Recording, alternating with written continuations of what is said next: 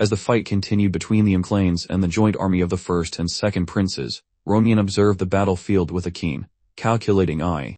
He noticed something very strange, something that immediately caught his attention.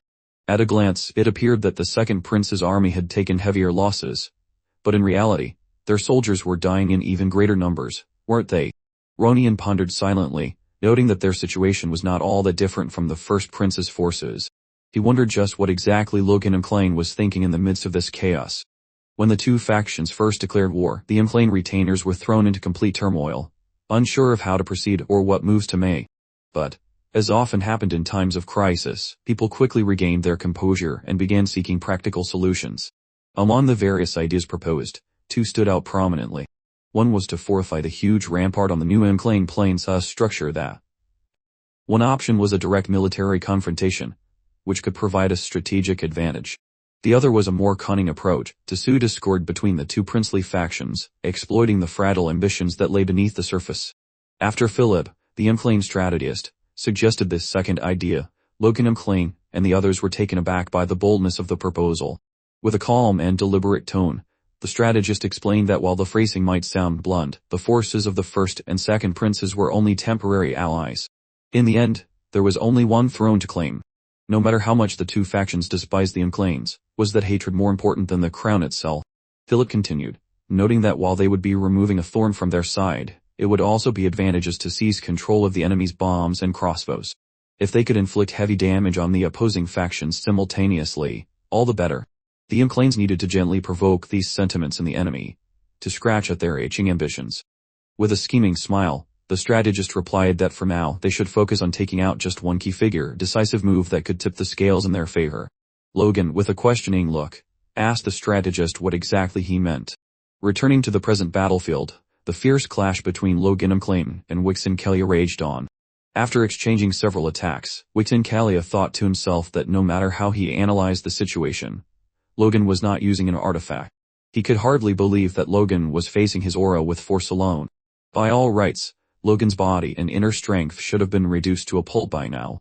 At that moment, Logan mocked Wixencalia, remarking that he seemed nervous because events were not unfolding according to his expectations. With a sudden leap into the air, Logan released a massive amount of force as though he were going all out. Initially dismissive, Wiccan scoffed at Logan's audacity. What does he think that ridiculously huge attack will accomplish? He asked himself, unconcerned.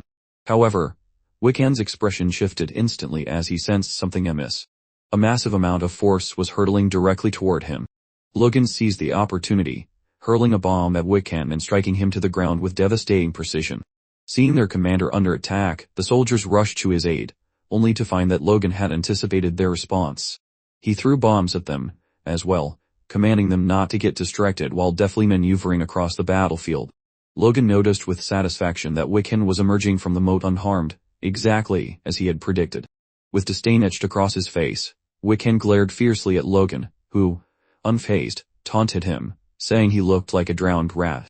As Philip had predicted, the Clan forces unleashed a relentless barrage of bombs and arrows upon the first prince's army. If Juan Douglas had truly observed the battle with careful eyes, he would have noticed much sooner that his side was suffering heavier losses. Indeed, the momentum of the first prince's forces had faltered. A little more provocation, Logan thought, and they would achieve truly satisfactory results. Logan ordered his soldiers to spare neither bombs nor arrows, emphasizing that the enemies should be driven back thoroughly and without mercy. Yet, just as the order was given, a terrifying fiery aura rapidly approached the rampart. Juan Douglas and others turned their gaze toward the eastern rampart only to see the blazing sword, Jordan Voltermime, arriving at the battlefield. Witnessing Jordan Voltermime's entrance, all the Clan's leaders were filled with fear. They immediately commanded the crossbow units to fire, hoping to slow him down. Jordan Voltermime, however, did not consider the crossbows anything more than mere annoyances. As he clenched his fist, a massive amount of aura began to gather around him. The aura exploded outward with tremendous force, incinerating the approaching arrows, and devastating the crossbow units from a distance. Patrick Clan watched in shock as the arrows that struck the blazing sword's aura were consumed by fire. He could barely comprehend it. His aura, it's like red meteors, Patrick whispered in disbelief. Sir Clayton, realizing the danger, ordered a retreat, using gravity magic in a desperate attempt to slow the blazing sword. Jordan Voltermime, however, grew even more excited, clearly thrilled to see a true mage among the young clans. He addressed Sir Clayton with a challenging question. Liberatio, surely you made it, did you not? Sir Clayton, taken aback by the question in Jordan's intense aura, felt a flicker of fear. With an intense aura, he felt a flicker of fear. Seeing the soldiers dazed, Patrick Clane commanded them to throw bombs. However, all their attacks were effortlessly blocked by a giant hammer. The half-giant, Luther Kyle, had entered the battlefield, protecting the blazing sword from the incoming bombardment. Addressing Duke Jordan Voltermime as Your Grace, Luther asked if he was all right. Voltermime casually replied, questioning whether Luther had truly come out of concern that the blazing sword might lose to these brutes. One of me is enough here, he stated confidently. He then ordered Luther to sweep the other ramparts alongside the first prince's men. Luther hesitated, stuttering nervously. That's not the case. Something's wrong here, he said, his worry evident. Entreat, Voltermime asked what was amiss. Luther scanned the battlefield, then spoke with a worried tone. I don't see the first prince's forces anywhere. They are not here.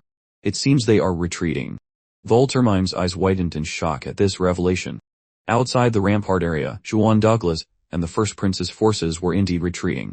Laughing and mocking, Juan Douglas reminded Jordan Voltermime not to misinterpret the purpose of this war.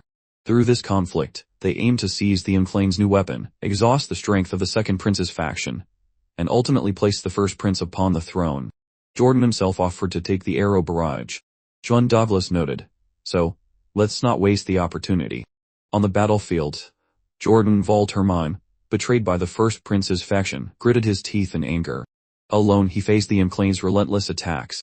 The half-giant moved mercilessly, the fierce clash between the blazing sword and the Unclane's forces continuing with unrelenting intensity. The air itself seemed to tremble under the weight of their power. The battlefield was engulfed in the chaos of clashing strength, fiery auras, and the deafening roar of combat.